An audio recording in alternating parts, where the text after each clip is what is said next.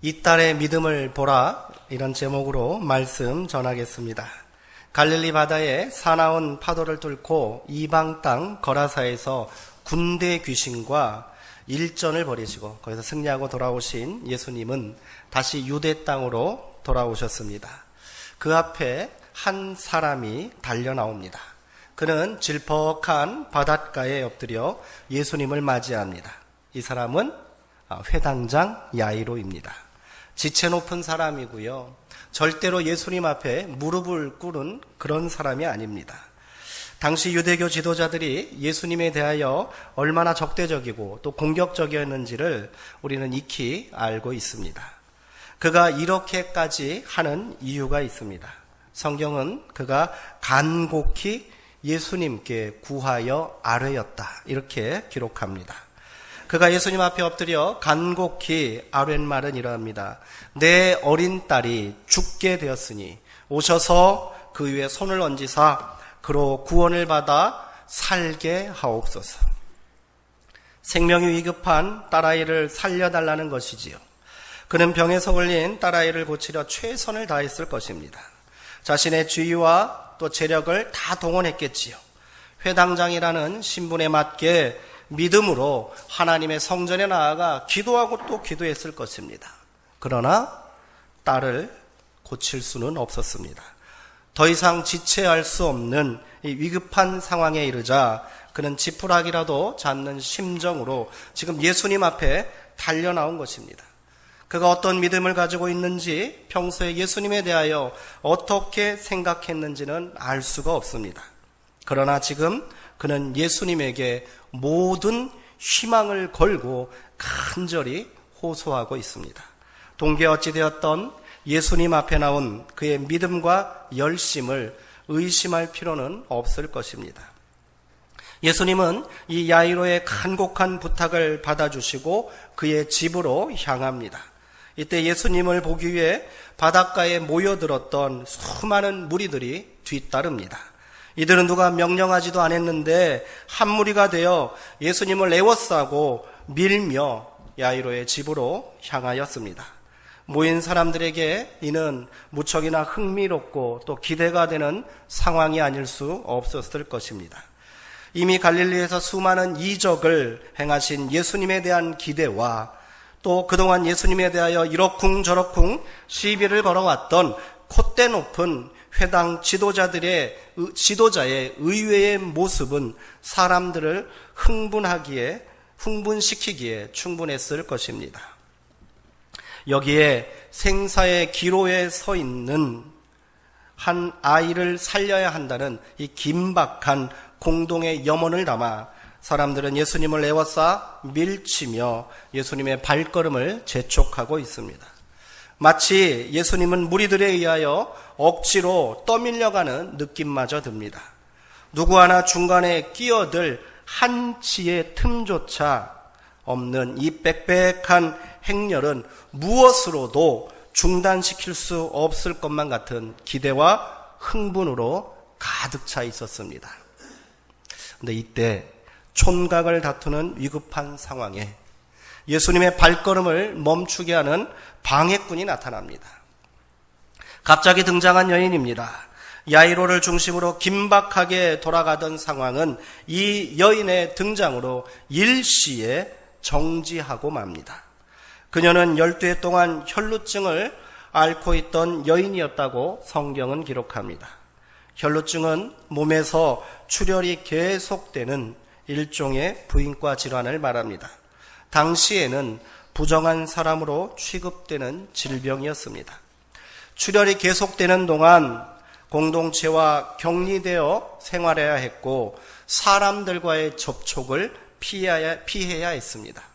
그녀가 12년 동안 이 병을 앓고 있었다 하니 그녀의 삶은 이미 망가질 대로 망가져 있었을 것입니다.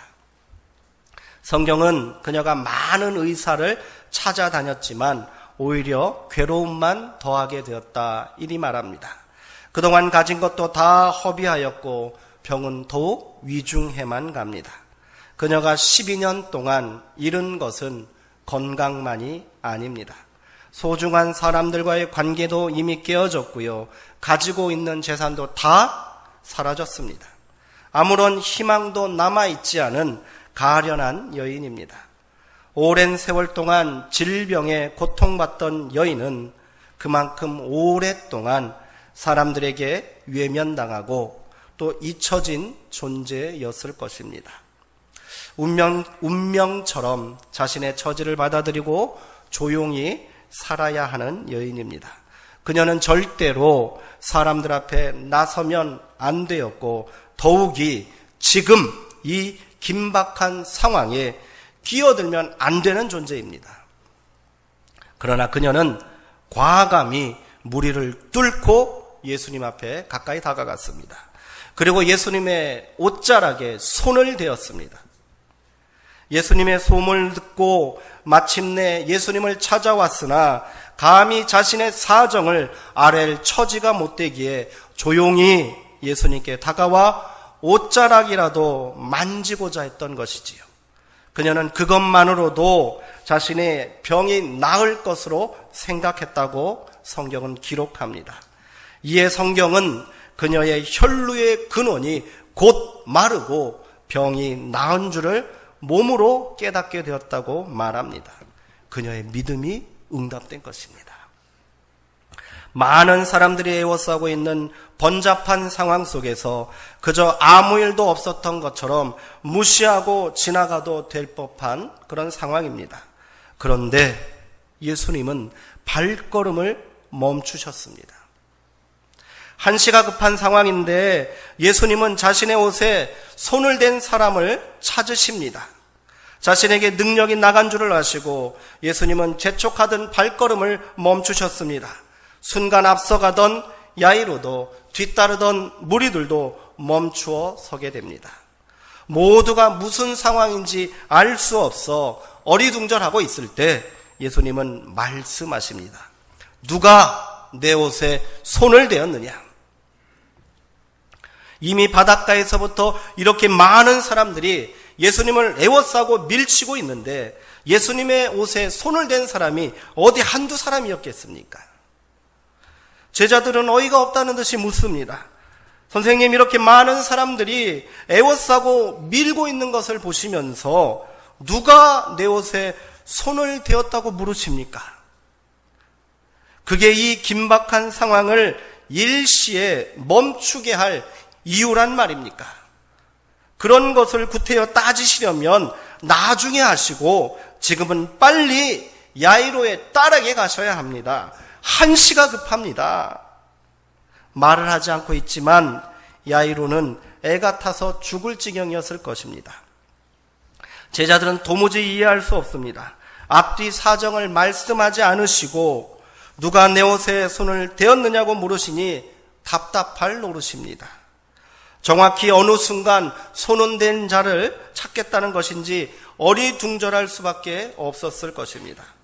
아마 그중 누군가는 이 물음을 듣고 예수님께서 중도에 야이로의 딸을 고칠 자신이 없어지자 괜한 핑계를 만들 양으로 이러는 것이 아닌가 생각했을지도 모를 일입니다. 아무튼 분위기가 누군가를 한시바삐 색출하는 듯이 바뀌자 어떤 여인이 모습을 드러냈습니다.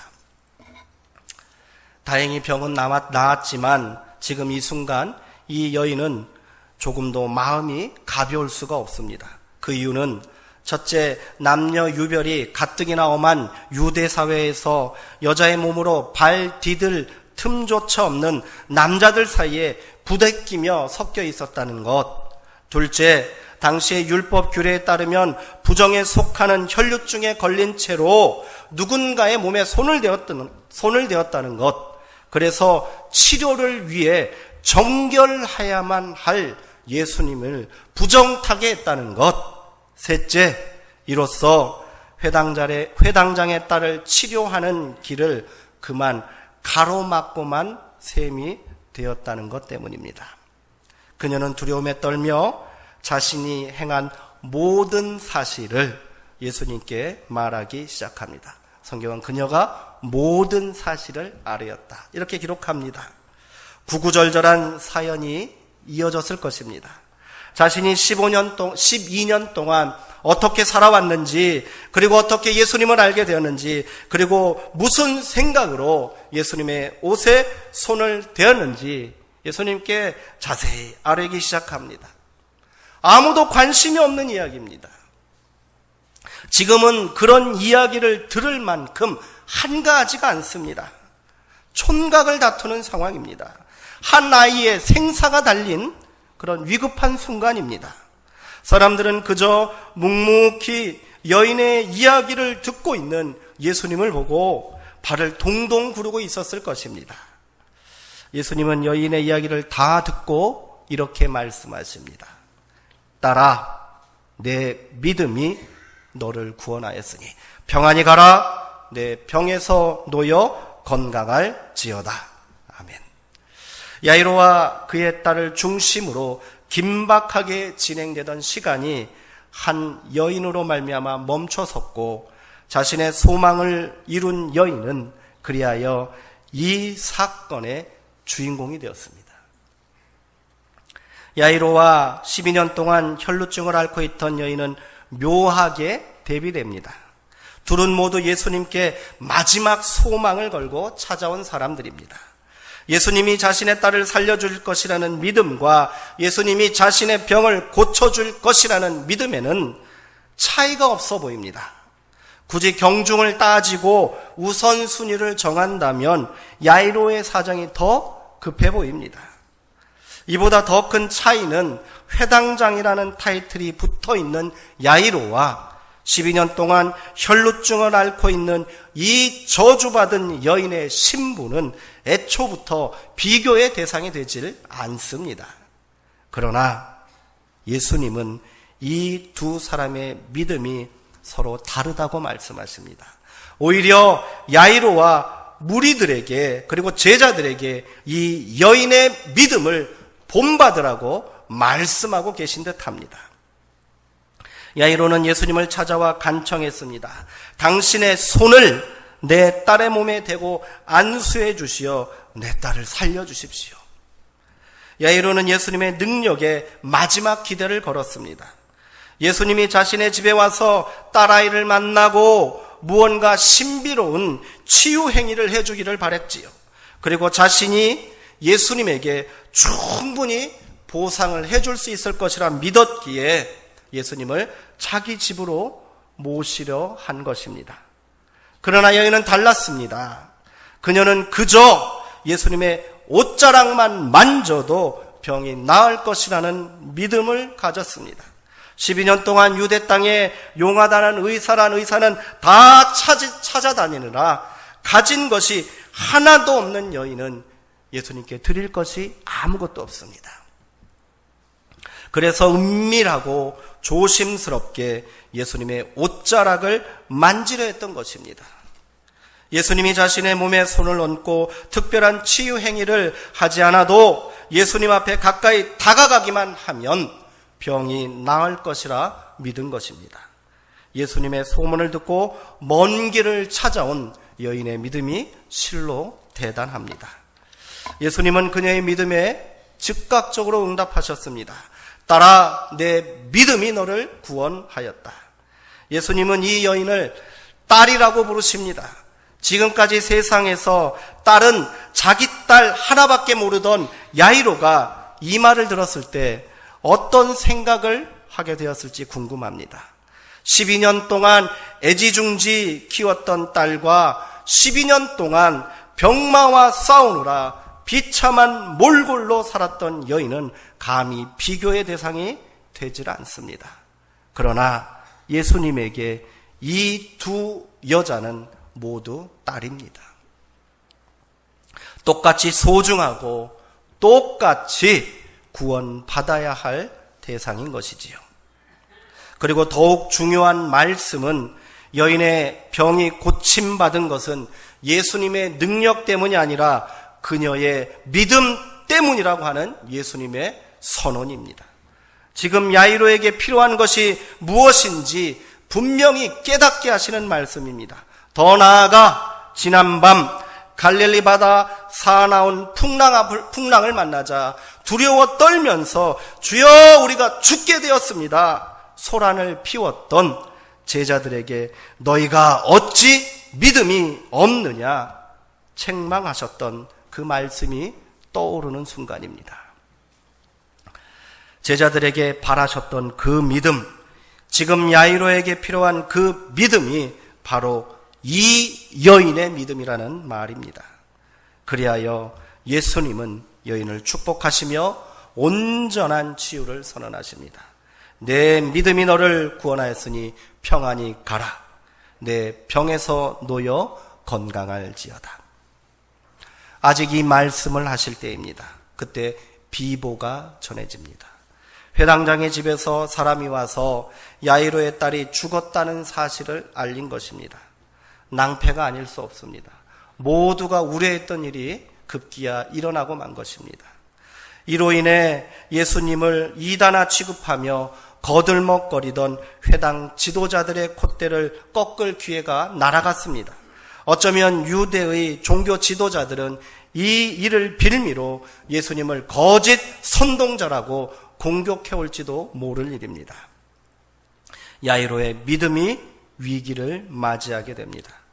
딸을 고치는 것도 그 아이에게 호흡이 남아있을 때 가능한 일이지 이젠 예수라도 어쩔 수 없을 것이라 생각했던 것입니다. 야이로의 표정이 어땠을지가 궁금합니다. 이 일은 전적으로 예수님의 책임이라고 비난할 수도 없겠지요. 기대와 간절한 소망이 거대한 현실의 벽에 부딪히고 사라지고 만 거예요. 애초부터 불가능한 일이었다고 아무리 소문에 많은 병자를 고쳤다고 하는 예수가 와도 안 되는 일이었다고 스스로 위로했을지도 모르겠습니다. 회당장의 집에서 온 사람들이 전한 말 속에는 이러한 불신과 체념이 그대로 담겨 있습니다. 당신의 딸이 이미 죽었습니다. 더 이상 이 선생을 괴롭게 하지 마십시오. 그가 와도 아무 일도 못한다는 거예요.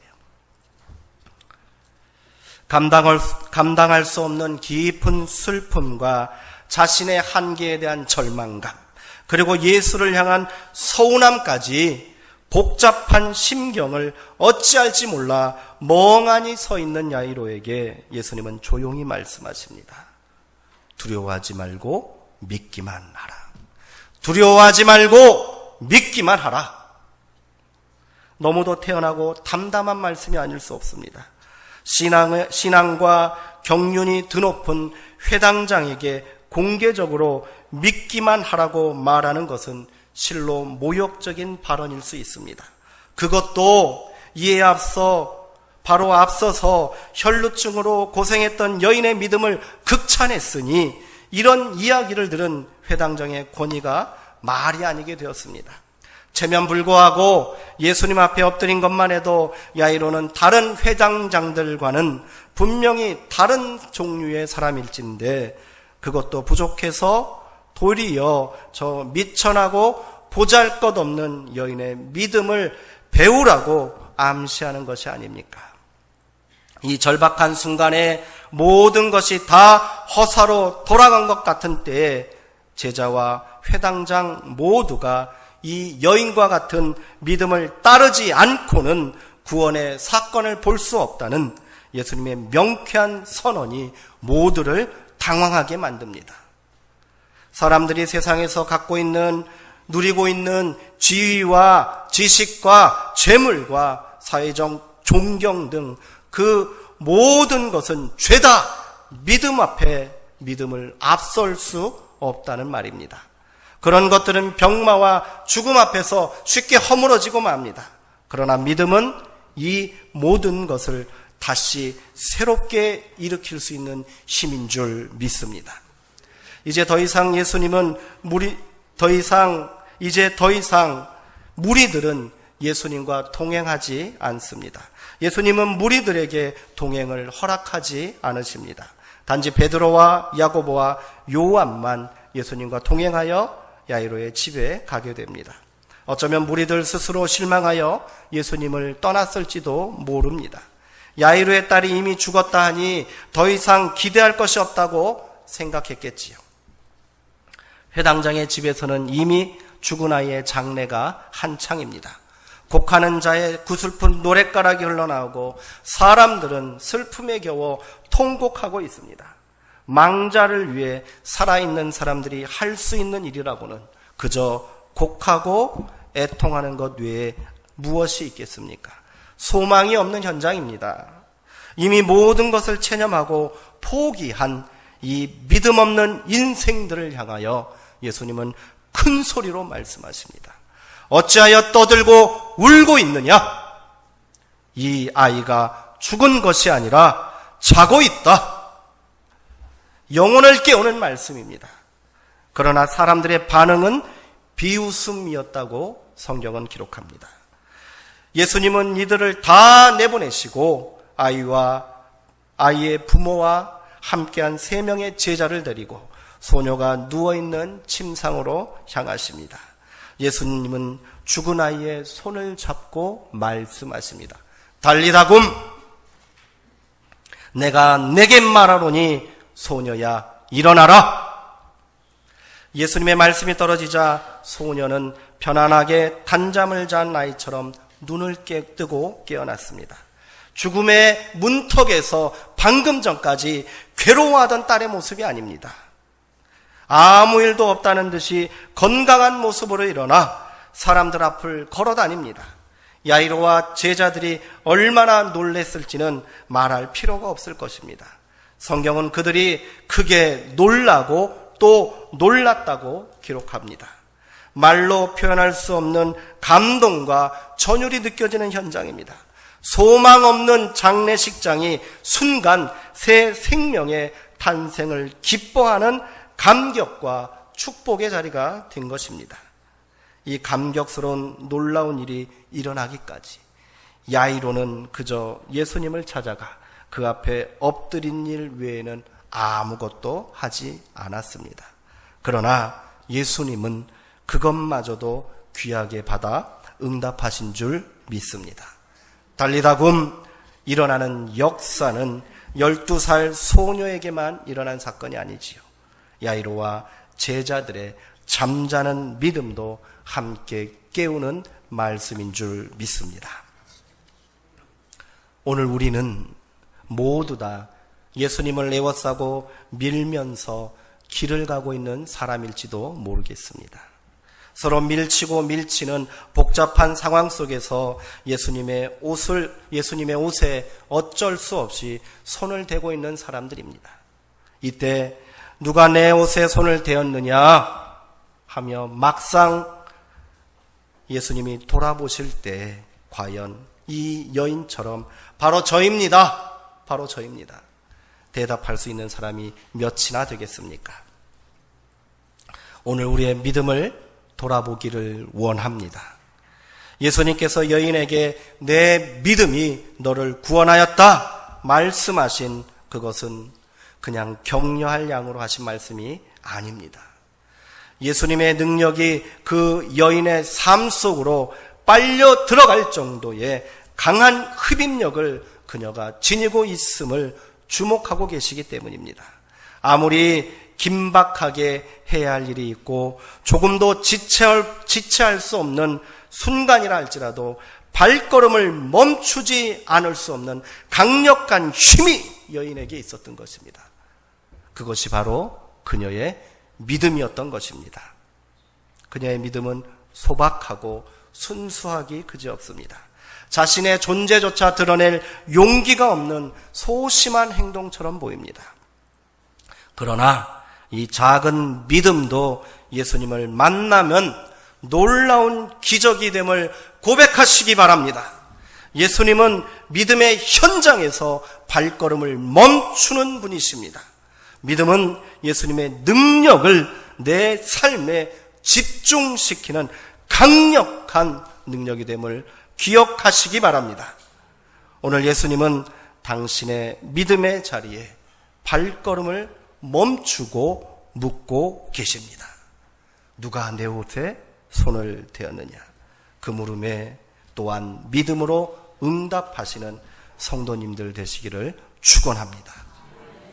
믿음은 그저 웅성거리는 무리들에 섞여 의미 없는 동행을 하는 좋은 구경거리가 아니에요. 무리를 뚫고 예수님께 더 가까이 나아가 그의 옷자락이라도 만지려는 강력한 열망이 되어야 합니다. 그래야 믿음이 나의 이야기가 되고 놀라운 기적의 고백, 생명의 역사, 구원의 역사가 되는 줄 믿습니다. 예수님은 멀리 있지 않습니다. 우리의 믿음의 자리, 우리의 고백의 자리, 바로 그곳에 계시는 분입니다. 기적의 주인공이 되십시오. 하늘을 감동시키는 믿음의 주인공들이 되시기 바랍니다. 야이로와 같은 높은 주의가 중요한 것이 아닙니다. 오랫동안 쌓아온 신앙의 연륜이 믿음이 아닙니다. 단순히 무리들에 섞여 예수님을 따라가는 열심이 믿음이 아닙니다. 예수님을 만나고 예수님을 내 삶 속에 온전히 들어오게 해야 합니다. 손을 뻗어 예수님의 몸에 손을 대는 것이 믿음이란 말입니다. 예배는 예수님께 손을 대는 구원의 역사, 기적의 자리입니다. 우리의 찬양은 예수님의 옷자락에 손을 대는 강력한 믿음의 외침이 되어야 합니다.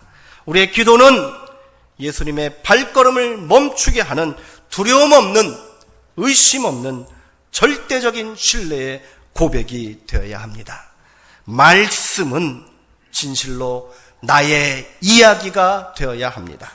12년 동안 혈루증으로 고생한 여인의 이야기는 그대로 말씀이 되어 오늘 이 시간 우리 가운데 선포되고 있음을 기억하시기 바랍니다. 말씀은 그저 듣기만 하고 감동만 받는 누군가의 이야기가 아니란 말입니다. 말씀은 바로 나의 이야기이고 나의 고백이 되어야 할 줄 믿습니다. 오늘 이 시간 예수님을 만나기 위해 이 자리에 나오신 성도님들 모두가 참된 믿음의 주인공, 말씀의 주인공 되시기를 주님의 이름으로 축원합니다. 기도하시겠습니다.